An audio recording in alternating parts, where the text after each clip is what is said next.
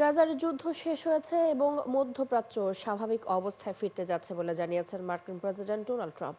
সোমবার মধ্যপ্রাচ্যের উদ্দেশ্যে রওনা দেওয়ার আগে কথা বলেন তিনি। এদিনই গাজায় থাকা ২০ জিম্মিকে মুক্তি দিতে যাচ্ছে হামাস। ইসরায়েলি প্রধানমন্ত্রী নেতানিয়াহু বলেছেন, সব জিম্মি মুক্তি পাওয়ার পরই ইসরায়েলে আটক ফিলিস্তিনিদের মুক্তি দেওয়া শুরু হবে। এদিকে যুদ্ধবিরতির পর এখনও ঘরমুখ গাজার বাস্তুচ্যুত লাখো মানুষ। সৃষ্টি ঘটকের রিপোর্ট। এ আনন্দ দীর্ঘ প্রতীক্ষার পর ঘরে ফেরার। ইসরায়েল ও হামাস যুদ্ধবিরতিতে সম্মত হওয়ার পর থেকেই দফায় দফায় ঘরে ফিরে যাচ্ছেন গাজার বাসিন্দারা। লাখ লাখ বাসিন্দা পায়ে হেঁটে আর ঠেলাগাড়িতে চড়ে হয়েছেন ঘরমুখ। ঘরে ফেরার আনন্দের সঙ্গে যুক্ত হতে যাচ্ছে দীর্ঘদিন ধরে ইসরায়েলি কারাগারে বন্দী থাকা ফিলিস্তিনিদেরও ফিরে আসার আনন্দ। সোমবার হামাসের কাছে থাকা ২০ জিম্মিকে ইসরায়েলের কাছে তুলে দেওয়ার পরই ইসরায়েলি কারাগারে বন্দী ১,৯৫০ জন ফিলিস্তিনিকে ফেরত দেয়া হবে। বন্দীদের মধ্যে ২২ শিশুও রয়েছে। ফিলিস্তিনি বন্দীদের মুক্তি উদযাপন করতে তাদের পরিবারকে নিষেধ করেছে ইসরায়েল। এরই মধ্যে ইসরায়েলের প্রধানমন্ত্রী বেনিয়ামিন নেতানিয়াহু বলেছেন, সব ইসরায়েলি জিম্মিকে মুক্তি দেওয়ার পরই ফিলিস্তিনি বন্দীদের মুক্তি দেওয়া শুরু হবে। যুদ্ধ এখানেই শেষ নয়, সামনে নিরাপত্তা নিয়ে আরো বড় ধরনের হুমকি রয়েছে। আমাদের শত্রুরা আবারও শক্তিশালী হওয়ার চেষ্টা করছে, যেন আবারও হামলা চালাতে পারে। কিন্তু আমরা একসাথে এই চ্যালেঞ্জ মোকাবেলায় প্রস্তুত আছি। তবে শান্তি চুক্তি করতে মধ্যপ্রাচ্যে রওনা দেওয়ার আগে মার্কিন প্রেসিডেন্ট ডোনাল্ড ট্রাম্প বলেছেন, গাজায় যুদ্ধ শেষ হয়েছে। যুদ্ধ শেষ হয়েছে। আমি আবারও বলছি, এটি যুদ্ধের সমাপ্তি। আমি মনে করি দুই পক্ষই চুক্তি মেনে চলবে, কারণ এসবে মানুষ ভীষণ ক্লান্ত। শতাব্দীর পর শতাব্দী চলে যাচ্ছে। এই সংঘাত নতুন নয়। এখন সত্যি এর সমাধান হওয়া উচিত। এদিকে গাজায় যুদ্ধবিরতি শুরু হলেও বেড়েই চলেছে ইসরায়েলি হামলায় নিহত ফিলিস্তিনের সংখ্যা। কিছু এলাকা থেকে ইসরায়েলি সেনা সরে যাওয়ার পর সেখানে উদ্ধার কাজ চালিয়ে পাওয়া যাচ্ছে মরদেহ। ফিলিস্তিনের স্বাস্থ্য মন্ত্রণালয় জানিয়েছে, আগের ২৪ ঘন্টায় ১২৪ জনের মরদেহ গাজার হাসপাতালগুলোতে নেওয়া হয়েছে। এর মধ্যে ১১৭টি ধ্বংসস্তূপ থেকে উদ্ধার করা হয়েছে। সৃষ্টি ঘটক, ৭১। গাজায় যুদ্ধবিরতি কার্যকর শুরু হওয়ার পর শুরু হচ্ছে বহুল প্রতীক্ষিত জিম্মি বন্দি বিনিময় প্রক্রিয়া। সোমবার সকাল থেকে শুরু হবে এই বন্দি বিনিময়, কিন্তু ফিলিস্তিনের স্বাধীনতাকামী ৬ জন জ্যেষ্ঠ রাজনৈতিক ও সামরিক নেতাকে মুক্তি দেওয়া হবে না বলে জানিয়েছে ইসরায়েল সরকার। তবে এই ৬ নেতার মুক্তির জন্য আলোচনা চালিয়ে যাচ্ছে হামাস। শারমিন স্বপ্নার রিপোর্ট।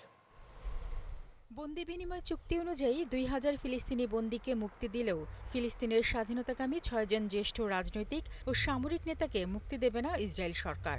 এরই মধ্যে বন্দি মুক্তির তালিকা থেকে এই ৬ নেতার নাম বাদ দিয়েছে ইসরায়েলি সরকার। তবে এই ৬ নেতার মুক্তির জন্য আলোচনা চালিয়ে যাচ্ছে হামাস। এই ৬ নেতার একজন হচ্ছেন মারওয়ান বারঘুতি, যিনি ফিলিস্তিনিদের নিকট নেলসন ম্যান্ডেলা নামে পরিচিত। বারঘুতি ২৩ বছর ধরে ইসরায়েলের কারাগারে বন্দী। ২০০২ সালে বারঘুতিকে গ্রেপ্তার করে ইসরায়েলি বাহিনী। এরপর ২০০৪ সালে ৫টি হত্যা মামলায় তাকে যাবজ্জীবন কারাদণ্ড দেয়া হয়। ২০০১ সালে ইসরায়েলি হামলায় Front for the Liberation of প্যালেস্টাইনের নেতা আবু আলী মুস্তফা নিহতের পর সংগঠনের নেতৃত্বে আসেন আহমদ সাদাত। পরে পিএফএলপির সশস্ত্র শাখা ইসরায়েলি পর্যটন মন্ত্রী রেহাভাম জেভিকে হত্যা করলে তার অভিযোগ আনা হয় সাদাতের বিরুদ্ধে। ২০০৬ সালে ইসরায়েলি বাহিনী তাকে আটক করে ৩০ বছরের কারাদণ্ড দেয়। ইসরায়েলের কারাগারে সবচেয়ে দীর্ঘ সাজাপ্রাপ্ত বন্দী আবদুল্লাহ বারঘুতি। বারঘুতি হামাসের সামরিক শাখা আল কাসাম ব্রিগেডের অন্যতম শীর্ষ বোমা প্রস্তুতকারক ছিলেন। ২০০৩ সালে তাকে গ্রেপ্তার করে ইসরায়েলি বাহিনী। ইব্রাহিম হামেদ দ্বিতীয় ইন্তিফাদার সময় পশ্চিম তীরে হামাসের সামরিক শাখার প্রধান ছিলেন। ২০০৬ সালে তাকে গ্রেপ্তার করে ইসরায়েল। ২০১২ সালে তাকে যাবজ্জীবন কারাদণ্ড দেয়া হয়। এর পরের দুজন হলেন হাসান সালেমে ও আব্বাস আল সাইয়েদ। হাসান সালেমে ১৯৯৬ সালে ইসরায়েলে সংঘটিত একাধিক আত্মঘাতী হামলার দায়ে গ্রেপ্তার হন, আর আব্বাস আল সাইয়েদ ২০০২ সালে গ্রেপ্তার হন। নেটানিয়ায় পার্ক হোটেল হামলার পরিকল্পনার অভিযোগে তাকে ১০০ বছরের কারাদণ্ড দেয়া হয়েছে। শারমিন স্বপ্না, ৭১। গাজায় গণহত্যা বন্ধে মার্কিন প্রেসিডেন্ট ডোনাল্ড ট্রাম্পের ২০ দফা প্রস্তাবে হামাসকে নিরস্ত্র করার কথা বলা হলেও তা মেনে নেবে না হামাস। হামাসকে নিরস্ত্রীকরণের প্রশ্ন অসম্ভব এবং অগ্রহণযোগ্য বলে মন্তব্য করেছেন সংগঠনটির এক শীর্ষ কর্মকর্তা। শনিবার বার্তা সংস্থা এএফপিকে দেয়া এক সাক্ষাৎকারে ওই কর্মকর্তা বলেন, প্রস্তাবিত অস্ত্র হস্তান্তর কোনোভাবেই সম্ভব নয় এবং এটি আলোচনাযোগ্য নয়। হামাসের অস্ত্র জমা দেওয়ার বিষয়টি শান্তি পরিকল্পনার দ্বিতীয় ধাপে আলোচিত হবে বলে জানিয়েছিলেন মার্কিন প্রেসিডেন্ট ট্রাম্প। অস্ত্র জমার বিষয়ে গুরুত্ব দিয়ে ট্রাম্পের 20 দফা পরিকল্পনায় বলা হয়েছে, যারা অস্ত্র ত্যাগ করবে তাদের জন্য সাধারণ ক্ষমা ঘোষণা করা হবে এবং অভিবাসন নীতির আওতায় ইচ্ছা করলে তারা গাজা ত্যাগের অনুমতি পাবে। জিম্মিদের মুক্ত করার পর মার্কিন অনুমোদন নিয়ে গাজার নিচ দিয়ে থাকা হামাসের সুড়ঙ্গ নেটওয়ার্কের অবশিষ্ট অংশ ধ্বংস করার পরিকল্পনা করছে ইসরায়েল। প্রতিরক্ষা মন্ত্রী ইসরায়েল কাটস বলেছেন, গাজা যুদ্ধবিরতির পৃষ্ঠপোষক মার্কিন যুক্তরাষ্ট্রের নেতৃত্বে একটি আন্তর্জাতিক প্রক্রিয়ার অধীনে এই অভিযান পরিচালিত হবে। কাটস বিবৃতিতে বলেন, জিম্মি মুক্তি পর্বের পর ইসরায়েলের বড় চ্যালেঞ্জ হবে গাজায় হামাসের সমস্ত সন্ত্রাসী সুড়ঙ্গ ধ্বংস করা। সেনাবাহিনীকে এই অভিযান পরিচালনার জন্য প্রস্তুত থাকার নির্দেশ দেওয়া হয়েছে বলেও জানান তিনি। কাটস আরও বলেন, মার্কিন সমর্থিত যুদ্ধবিরতি পরিকল্পনার পরবর্তী পর্যায়ে হামাসের নিরস্ত্রীকরণ এবং নিরস্ত্রীকরণের কাঠামোর অধীনে অবশিষ্ট অংশ ধ্বংস করা হবে। অধিকৃত পশ্চিম তীর থেকে বেশ কয়েকজন ফিলিস্তিনি কৃষককে ধরে নিয়ে গেছে ইসরায়েলের সেনারা। ফিলিস্তিনি বার্তা সংস্থা ওয়াফা জানিয়েছে, হেব্রনের পশ্চিমে তারকুমিয়া শহরে জমি থেকে জলপাই সংগ্রহের সময় তাদের ধরে নিয়ে যাওয়া হয়। ওয়াফা প্রতিবেদনে বলা হয়েছে, হেব্রনে জাতীয় জলপাই সংগ্রহ অভিযান শুরু হওয়ার পরই এই ঘটনা ঘটে। প্রত্যক্ষদর্শীরা জানায়, ওই এলাকার কাছে অবস্থিত অবৈধ ইসরায়েলি বসতি আদোরা এবং টেলেমের নিরাপত্তার অজুহাতে কৃষকদের সেখানে যেতে বাধা দেয় সেনারা। পরে কৃষকরা জমি থেকে জলপাই সংগ্রহ করার সময় তাদের ধরে নিয়ে যায় ইসরায়েলি সেনারা।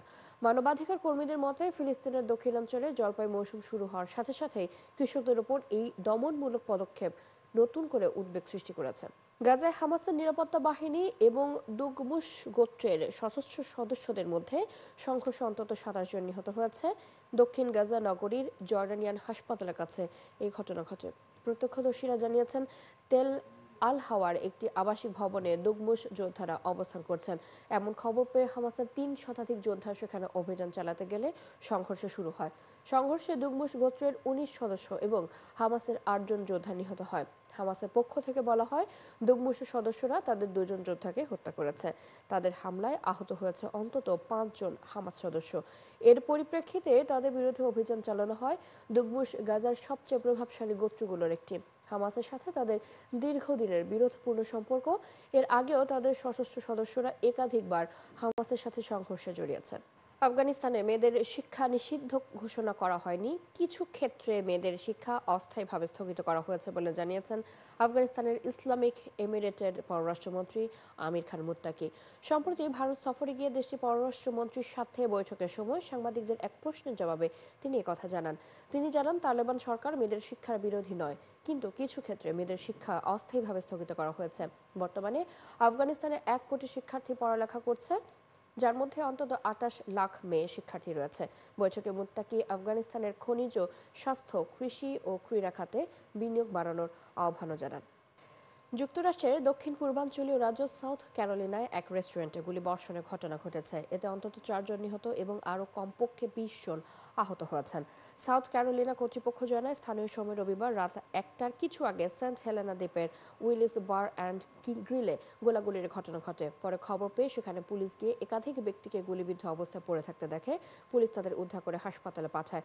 আহতদের মধ্যে 4 জনের অবস্থা আশঙ্কাজনক বলে জানায় পুলিশ। এদিকে ঘটনার সময় ওই রেস্টুরেন্টে কয়েকশো মানুষ উপস্থিত ছিলেন বলে জানায় কর্তৃপক্ষ। ঘটনাটি এখনও তদন্তাধীন আছে বলে জানায় পুলিশ। এই ছিল এখনকার আয়োজনে। বিশ্বের আরও নতুন কিছু খবর এবং বিশ্লেষণ নিয়ে দুপুর 1টায় আবারও হাজির হবে বিশ্বযোগ। চোখ রাখুন একাত্তরের ফেসবুক পেজে, সাবস্ক্রাইব করুন একাত্তরের ইউটিউব চ্যানেল একাত্তরের সাথে থাকুন।